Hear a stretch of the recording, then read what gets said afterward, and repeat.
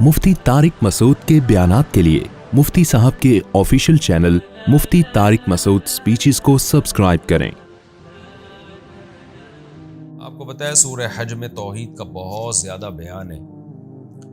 शुरू में क़यामत की होलनाकियों का तज़किरा था, फिर मुशरिकीन ने जो नबी सल्लल्लाहु अलैहि वसल्लम को हरम की ज़ियारत से रोका उसका तज़किरा था कि और बैतुल्लाह की अज़मत बयान की। बैतुल्लाह की अज़मत के साथ फिर हज के कुछ अहकाम बयान किए कि बैतुल्लाह ऐसी जगह है जो इब्राहीम अलैहिस्सलाम ने आबाद किया और लोगों में हज के लिए ऐलान किया। फिर उसके बाद अल्लाह ने अपनी नेमतों और कुदरतों को ज़िक्र किया, जानवर के ज़बह करने के अहकाम, जानवर के ज़बह करने पर जो इश्कालात थे उनके जवाबात दिए। और फिर इससे पहले वाले रुकू में ये बताया कि इतने वाज़े दलाइल जब इनके सामने पेश किए जाते हैं तो सुनने के बजाय इनके चेहरों पे नफ़रत के आसार ज़ाहिर होते हैं। क्यों? इनको अपने बुतों से मोहब्बत है, ये तागूत को छोड़कर रहमान की तरफ आना नहीं चाहते। तो अब अल्लाह ताला इस रुकू के आखिर में मुशरिकीन को एक दलील पेश कर रहे हैं कि तुम जो अपने बुतों की, अपने भगवानों की मोहब्बत में पागल हो गए हो और खुदा की आग को तुमने बर्दाश्त करने का सोच लिया है कि अल्लाह यानी जहन्नम में जाने का तुमने सोच लिया है, और इस वजह से तुम कुरान सुनना भी गवारा नहीं करते। तो हम तुम्हें एक मिसाल देते हैं। तुम्हें कुरान समझ में नहीं आता, तुम्हें पैगंबर की बात समझ में नहीं आती, एक मिसाल तो समझ में आती है ना कि तुम जिन बुतों के सामने सुबह शाम झुकते हो खुदा को छोड़कर, खुदाई हकाम को फॉलो नहीं कर रहे, तो ये तो मक्खी भी नहीं बना सकते। और मक्खी बनाना तो दूर की बात, तुम जो इन पे चढ़ावे चढ़ाते हो, मिठाइयाँ इनके सामने रखते हो, मक्खी अगर उस मिठाई में से कुछ लेके उड़ जाए तो ये छुड़ा नहीं सकते उससे। तो ऐसे लिच्चर लोगों की तुम क्यों इबादत कर रहे हो? तो इसको बड़ी बेहतरीन मिसाल से अल्लाह ने इस आयत में बयान किया, या अय्युहन्नास, ऐ लोगो, ज़ुरिबा मसलुन, एक मिसाल बयान की जाती है, फस्तमिऊ लहू, उस मिसाल को गौर से सुनो। ये भी बलागत है, अल्लाह ताला डायरेक्ट मिसाल बयान कर देते, और बज़ाहिर कोई बहुत अजीब मिसाल भी नहीं है, मक्खी की मिसाल दी है कि मक्खी भी नहीं बना सकते, लेकिन इस लिहाज से अजीब है कि वाज़े मिसाल होने के बावजूद तुम्हारी तवज्जो इसकी तरफ नहीं जाती। ये ही एक मिसाल दूध का दूध और पानी का पानी करने के लिए तैयार है। फिर भी आप देख लें हिंदू कैसे बुतों के सामने झुके हुए हैं और लोग कैसे पत्थरों के सामने इबादत करते हैं। आज भी दुनिया का एक बहुत बड़ा तबका है। मैं थाईलैंड गया तो वहाँ एक होटल में एक मुजस्मा देखा जो यूं कर रहा है ना, ऐसे बिल्ली का मुजस्मा था और इस तरह से उसने इशारा किया हुआ था। तो मैंने बहुत सारी जगहों पे ये मुजस्मा देखा, तो मैंने कहा ये क्या है? उन्होंने कहा कि ये इनका ख्याल है कि जब हम ये मुजस्मा लगाते हैं और वो यूं करके इशारा कर रहा है ना, तो ये इससे ये नेक शुगून लेते हैं कि इस होटल में कस्टमर बहुत आएंगे, यानी ये बुत जो है ना ये गोया लोगों को बुला रहा है तो इसका लोगों पे असर पड़ेगा और लोग आएंगे। उन्होंने कहा वाह, कैसी तवहुम परस्ती है, अपने कारोबार को चमकाने के लिए किस तरह की फजूल हरकतें लोग कर रहे होते हैं, तवहुम परस्ती है। तो अल्लाह कहते हैं कि तुम एक बग़ैर दलील के इनको तुमने खुदा बना लिया और जिसके खुदा होने के बेशुमार दलाइल है उसको तुमने छोड़ दिया। या अय्युहन्नासु ज़ुरिबा मसलुन, ए लोगो, एक मिसाल बयान की जाती है, फस्तमिऊ लहू, खूब गौर से सुनो उस मिसाल को।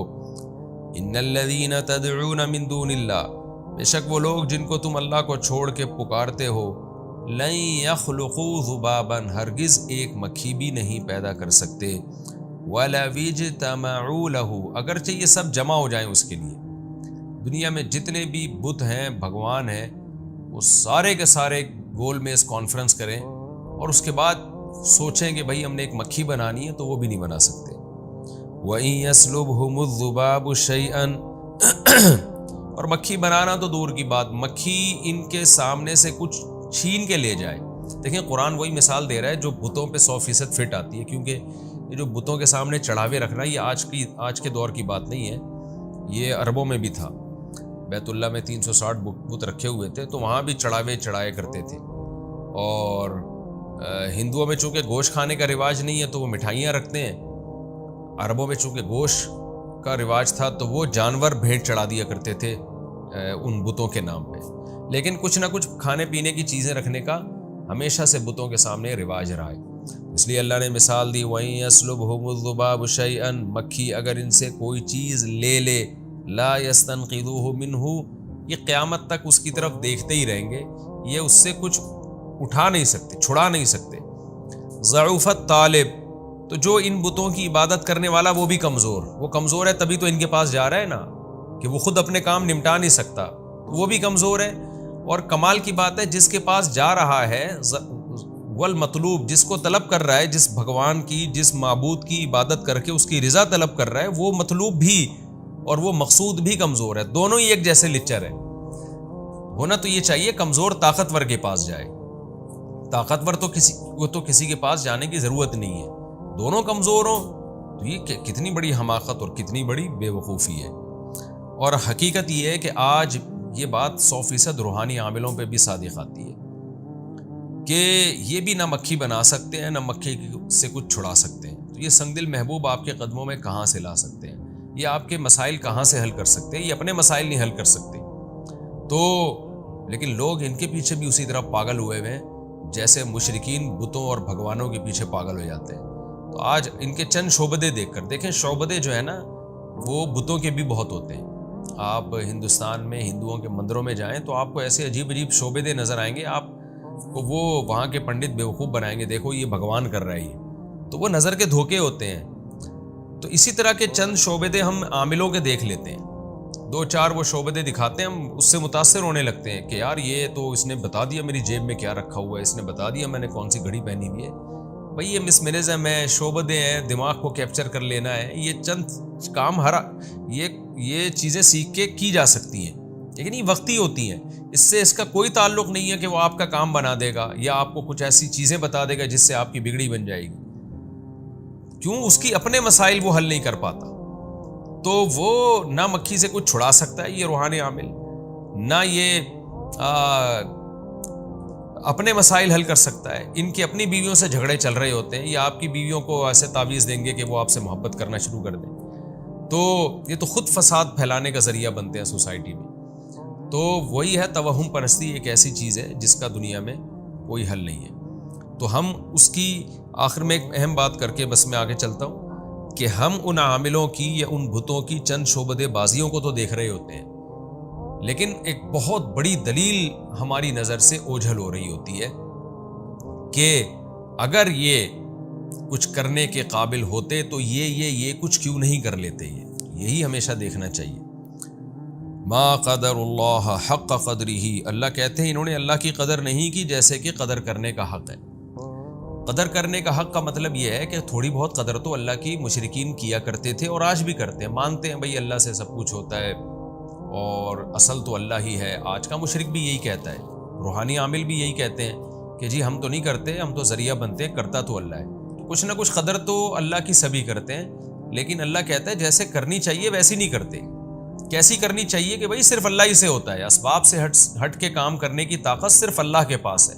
انسان جو کچھ کرتے ہیں وہ اسباب کے دائرے میں کرتے ہیں، سبب ہوگا تو کام ہوگا، سبب نہیں ہے تو کام نہیں ہوگا۔ کوئی ما وراء العقل یا کوئی بہت اونچی طاقتیں اللہ نے کسی کو بھی نہیں دی ہیں۔ تو جیسے آپ ہیں ویسے ہی یہ سامنے والا بھی ہے، جتنی آپ کے پاس پاور ہے سامنے والے کے پاس بھی اتنی پاور ہے، اس سے زیادہ کچھ بھی نہیں ہے، بلکہ بعض اوقات تو سامنے والا آپ سے بھی زیادہ کمزور ہوتا ہے۔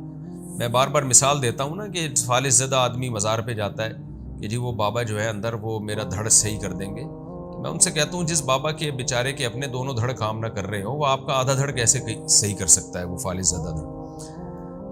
ما قدر اللہ حق قدرہ، اللہ کہتے ہیں انہوں نے اللہ کی قدر نہیں کی جیسے کہ قدر کرنے کا حق ہے۔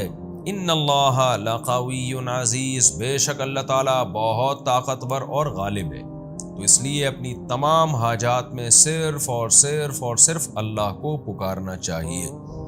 اللہ یصطفی من الملائکۃ رسلا ومن الناس۔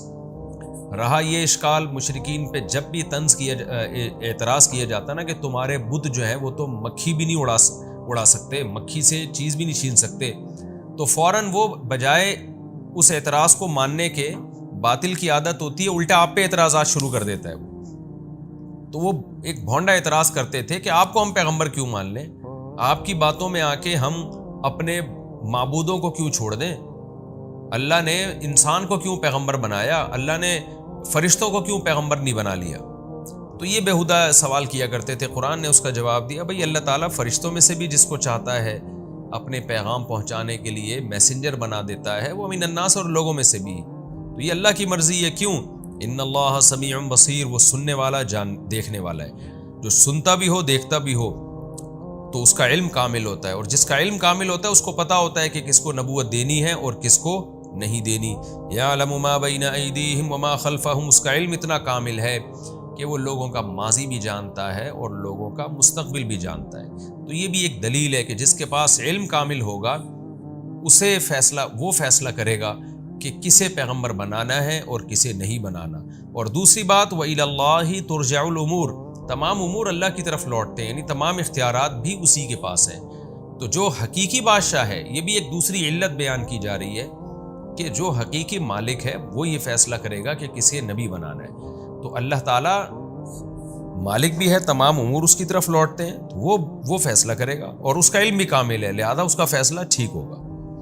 یا ایھا الذین آمنوا ارکعوا واسجدوا واعبدوا ربکم وافعلوا الخیر لعلکم تفلحون. یہاں سے لے کے اب آخری آیت تک ایمان والوں کو خطاب ہے کہ مشرکین سے جو بات ہم نے کرنی تھی وہ تو کر لی. اب جو لوگ ایمان لا چکے ہیں، اللہ انہیں حکم دے رہا ہے کہ تم نے استقامت کے ساتھ اسلام پر عمل کرنا ہے. تم نے استقامت کے ساتھ دین پر عمل کرنا ہے. اور وہ عمل کی کیا صورت ہے؟ یا ایھا الذین آمنوا ارکعوا، اے لوگو جو ایمان لائے ہو رکوع کرو، واسجدوا اور سجدہ کرو، واعبدوا ربکم اور اپنے رب کی عبادت کرتے رہو. مشرکین کی باتوں میں مت آؤ. وافعلوا الخیر، اور اچھے کام کرتے رہو، نیکی کے کام کرتے رہو صرف خدا کو خوش کرنے کے لیے. تو تمہیں اس کا قیامت کے دن اجر ملے گا. وہ اجر کے نتیجے میں کیا ہوگا؟ لعلکم تفلحون، شاید کہ تم کامیاب ہو جاؤ. میں بار بار بتا چکا ہوں کہ اللہ کا شاید ہمارا والا شاید نہیں ہوتا. اللہ کا شاید کا مطلب ہوتا ہے یقیناً تم کامیاب ہو جاؤ گے. یہاں امام شافعی رحمہ اللہ تعالیٰ کے نزدیک سجدہ کرنا واجب ہے. وہ اس آیت سے استدلال کرتے ہیں ارکعوا واسجدوا، اور روایات بھی ہیں کچھ اس بارے میں.